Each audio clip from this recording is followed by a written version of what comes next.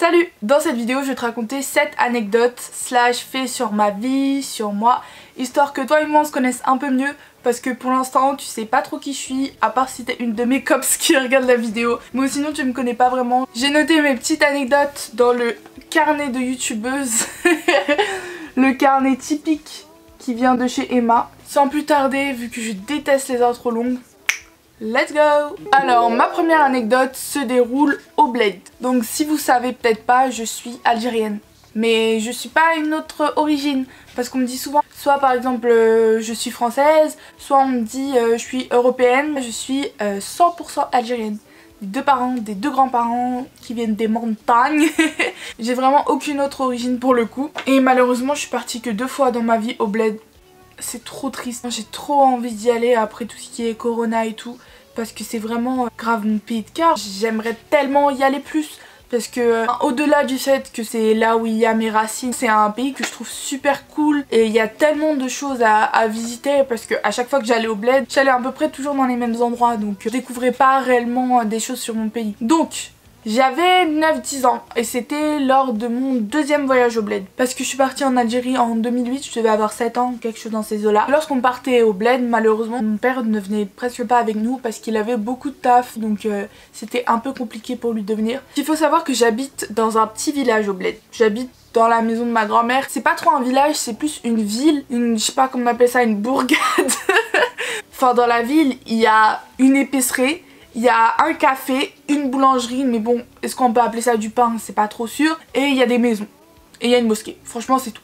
Et donc du coup, ma grand-mère habite dans cette ville-là, ainsi que ma tante et d'autres personnes de ma famille. Donc on avait décidé de passer notre séjour principalement chez ma grand-mère. Ma tante, vu qu'elle habitait pas super loin, elle habitait à environ 100 mètres. Mais là-bas, personnellement, je sors pas toute seule. Hein. Les femmes courageuses qui arrivent à sortir au Bled toute seule, mais vous êtes trop fortes. Genre même maintenant, tu me dis Jana, va au Bled dans cette rue-là et fais l'aller-retour de chez ma grand-mère à chez ma tante, je ne le fais pas. Clairement, je ne le fais pas. Toujours besoin d'être avec quelqu'un. Donc on arrive au Bled, tout se passe bien. Ma tante m'invite donc chez elle, histoire de passer quelques jours avec mes cousines. Et pendant que je suis chez ma tante, on décide de partir à la mer. On va à la mer de Palm Beach. Cette mer, si vous la connaissez, enfin cette plage plutôt, si vous la connaissez, franchement il y a des spécimens là-bas, clairement. J'ai vu de ces trucs là-bas tellement sombres. À cette époque-là, il faut savoir que j'étais matrixée par les Winx. Clairement, j'étais dans un autre monde, dans une autre world. J'aimais trop les Winx. C'était clairement mon dessin animé préféré à l'époque. Genre, je connaissais le générique en italien par cœur. Pour vous expliquer juste brièvement c'est quoi le rapport entre les Winx et mon anecdote, c'est juste que à cette époque-là, j'aimais tellement les Winx que lorsque j'étais à la plage, je faisais des chorégraphies dans l'eau, je me prenais pour une Winx, je pensais que j'avais des pouvoirs, enfin j'étais totalement matrixée à cette époque et du coup c'est ça qui m'a amenée à ne pas faire attention et à me noyer. Donc, je vous remets dans le contexte, on est à la mer, au Bled, donc il n'y a pas beaucoup de maîtres nageurs, tout ça, ça court pas vraiment les rues. Il y en a peut-être un tous les, allez, 1 kilomètre quoi. Donc je suis avec ma cousine, on est là, on s'amuse, ça se passe bien. Sauf qu'à un moment, moi je remarque pas, mais je m'éloigne un peu. Je suis là, je nage tranquillement, je nage, je m'éloigne de plus en plus. Je vois presque plus ma tante en fait. Donc là tu vois ça commence à être la merde, mais moi je me rends pas compte. Jusqu'à je nage, j'ai plus pied. Et là tu vois à partir de ce moment là, je me dis putain de merde. Je suis dans le caca là.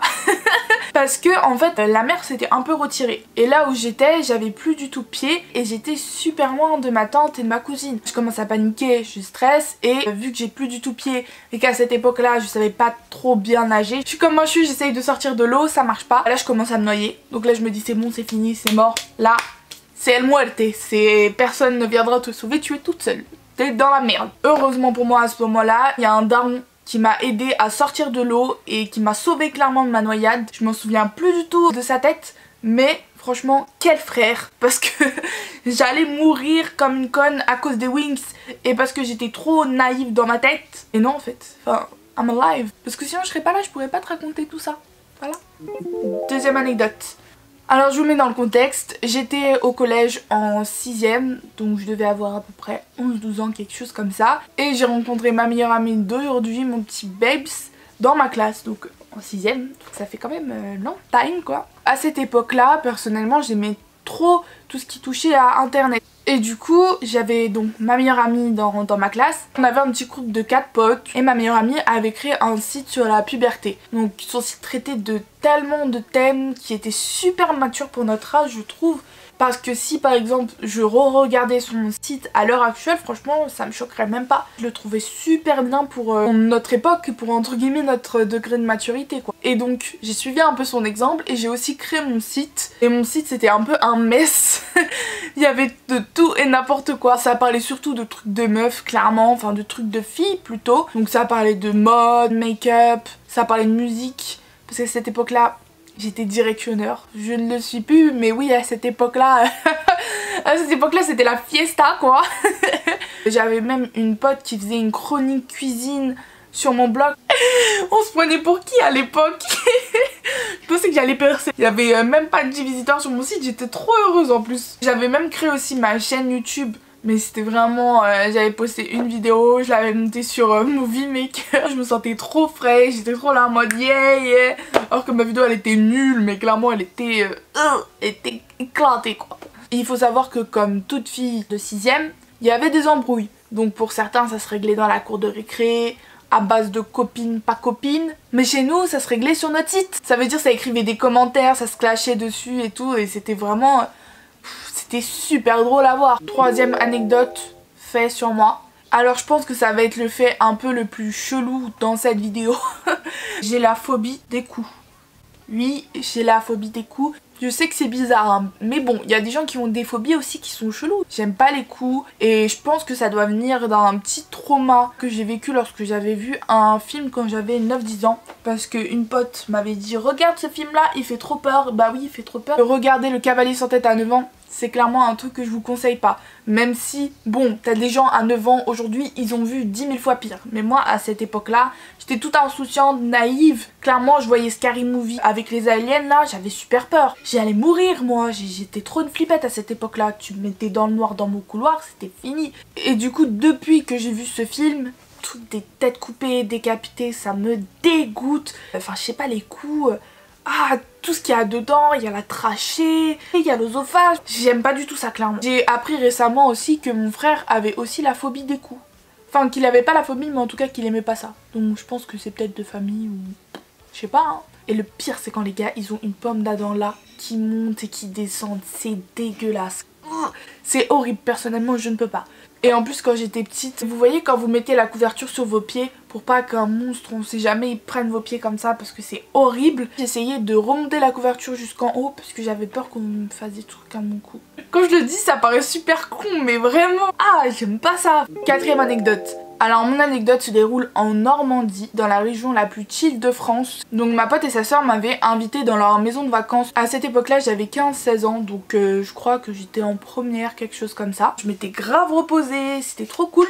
Donc mon séjour se passe super bien. Et un soir on se dit, allez pourquoi pas se promener, on va un peu se balader, faire le petit tour du patelin, peut-être aller se poser quelque part. Donc on part de la maison, c'est le soir, donc il commence à faire un peu nuit. Elle m'amène dans une petite ferme abandonnée. Au début, je vous avoue, je flippais un peu. Mais après je me suis dit, attends, il n'y a pas d'esprit, il n'y a rien, on est 3, il va rien se passer. On se pose sur les bottes de foin, super chill, on met un peu de musique, on discute. Et à partir d'un moment il commence à faire nuit. Donc on se dit on va rentrer tranquillement. Et la ferme était pas super loin de la maison de ma pote. On part à pied tranquillement. On commence à marcher sur le chemin qui mène à la route, qui mène du coup à la maison de ma pote. On marche tranquillement sur ce chemin là. Et à un moment je tourne la tête et je vois un camping-car qui détale. Donc vous voyez le genre de camping-car un peu chelou, un peu shady qui fait un peu peur. Moi en campagne je suis jamais trop rassurée parce que la plupart du temps quand tu vois des crimes, bah ça se passe en campagne parce que c'est isolé, il y a personne autour. Donc moi ce genre de truc là ça me fait super peur. Je me dis on sait jamais il y a un tueur en série, un mec chelou, ça me fait trop peur. Une fois qu'on a vu ce camping-car passer, on marche sur le bord de la route et à un moment on est toujours sur la route et un chien commence à aboyer mais comme s'il nous coursait, ni une ni deux. On n'a même pas le temps de se concerter, on court, mais j'ai jamais lâché un aussi gros sprint de ma vie. On a couru, on a dû courir pendant 5 minutes et personne ne s'arrêtait parce qu'on avait trop peur qu'il y ait un truc chelou qui nous suive. On savait pas ce que c'était, on l'avait pas vu, ça m'avait fait vraiment trop peur. Si moi tu me mets dans un cours d'endurance et que je dois courir juste pour avoir une bonne note, qu'il n'y a pas vraiment d'enjeu, tu vois, alors que là ma gueule, tu vois le chien qui aboie sa vie, clairement tu cours. Et tu sauves ta vie, enfin. Les fois où j'ai couru le plus vite, c'est toujours quand il y avait un truc chelou qui me poursuivait, soit qu'il y avait une personne bizarre. Ma pote était devant, elle rentre par un portail et moi je la suis tellement en fait j'avais couru et tellement j'avais la tête qui était ailleurs que j'avais oublié que c'était sa maison. Je suis arrivée, j'étais là en mode on est où? What the fuck, on est arrivé où là? Donc voilà, c'était un peu une grosse frayeur sur le coup. Mais c'était vraiment super drôle. Parce qu'après, quand on a un peu débriefé ça, franchement... on s'est senti un peu ridicule quoi, parce que on savait même pas ce qu'il y avait et on a couru. Et je pense qu'on a eu raison en vrai.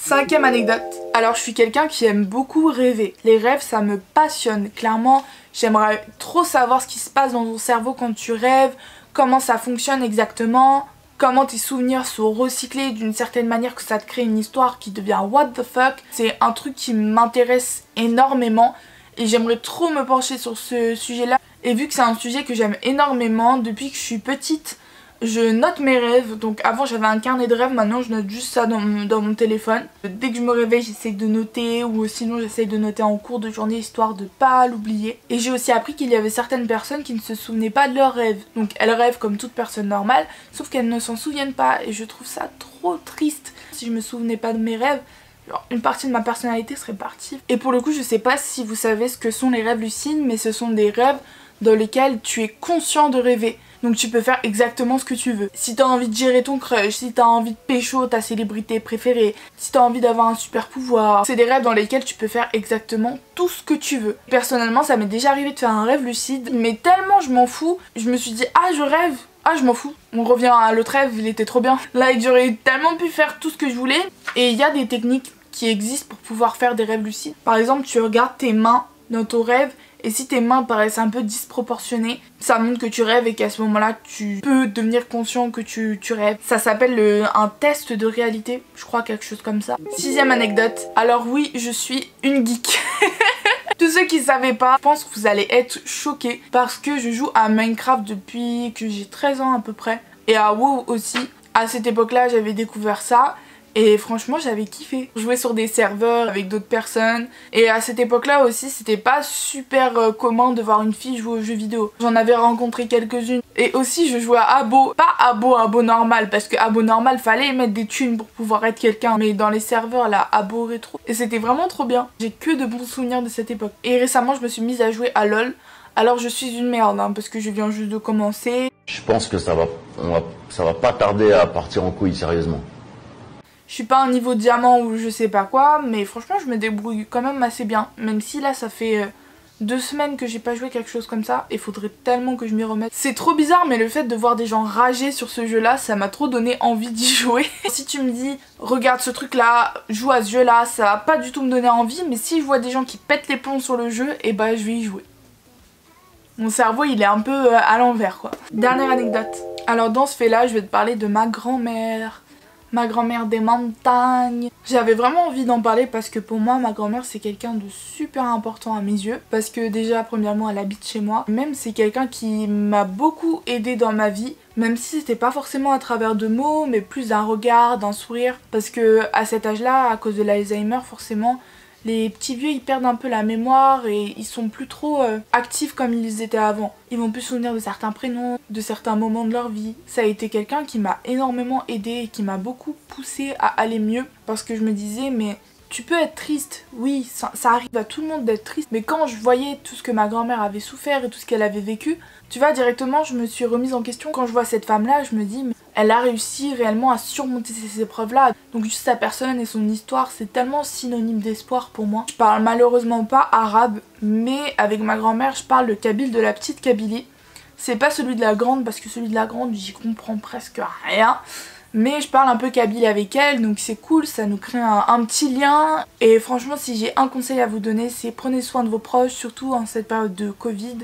Faut toujours faire attention à comment vont les gens autour de vous parce qu'on ne sait jamais ce qui peut se passer. Même si j'espère que tout ira bien pour vous bien sûr. Mais surtout les personnes âgées, elles sont super vulnérables en cette période. Donc faut vraiment faire super attention à eux.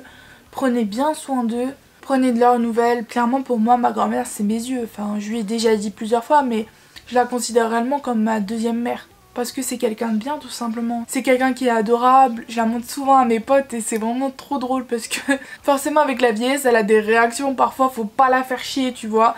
Coup de boule, ça me crache dessus, bon ça me fait un peu mal au cœur mais après je sais que forcément c'est l'âge et que c'est pas de sa faute. Menot baba.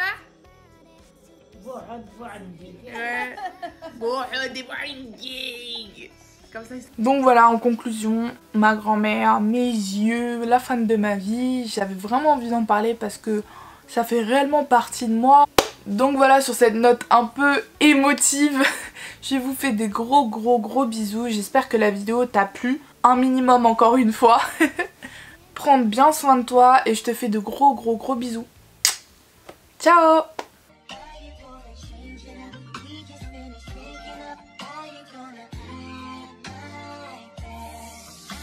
If I could go back to the day we met